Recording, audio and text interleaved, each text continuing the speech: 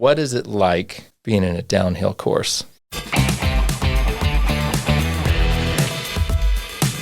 What people don't realize is what the surface of the snow is actually like. They pump millions of gallons of water into each one of these hills every weekend, and they churn it and they just make it wet and they freeze it into a block of ice. And why is because when we push into that, we want it to punch back and we want it to resist and we want it to be reactive and predictable.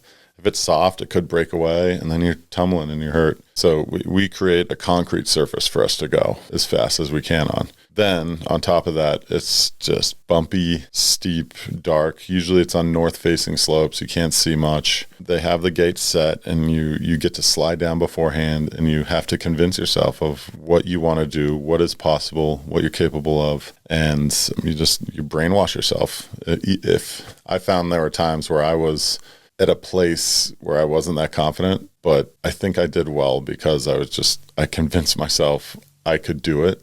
And I look back at it and I'm just like, wow, you were so out of control, dude. But I had this conviction, like, this is what I'm going to do.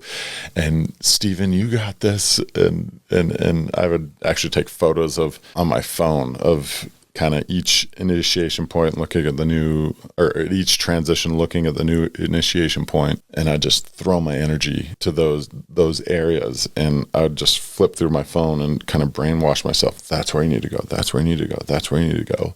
And instead of getting that one inspection, which you typically get before your run, I would have 5 inspections. I could, if I had a question, I could go back to that zone and look at it and be like, okay, that's where I'm going to go. If I have this issue, this is kind of my alternate route. And so once you get into the race, it's already there. It's second nature. It's ingrained in your brain, and you're just trying to go as fast as possible instead of thinking about how to approach this, how to move technically, blah, blah, blah. It's just like, no, I prepared all summer long. I trust myself. I trust my abilities. Like it's just on, and I'm just trying to move my mass down the mountain as fast as I can. And so you're on this unforgiving concrete block of ice that's waving and bumpy for what? About rough 2 distance? minutes, roughly. Yeah. The longest downhill is around 2.5 minutes. Shortest is about minute 30, minute 45. Depends on weather starts and all this stuff.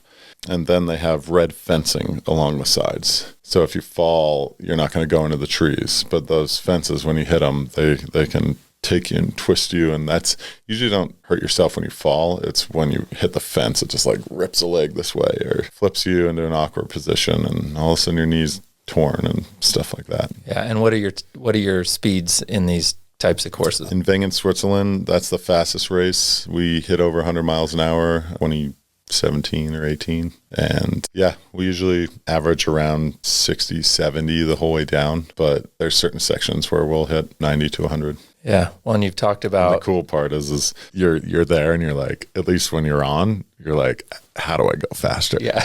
You're just getting tighter and tighter and tighter in these sections. And you're like, wow, I know I'm hitting around 100 right now, but I'm trying to go as fast as I can.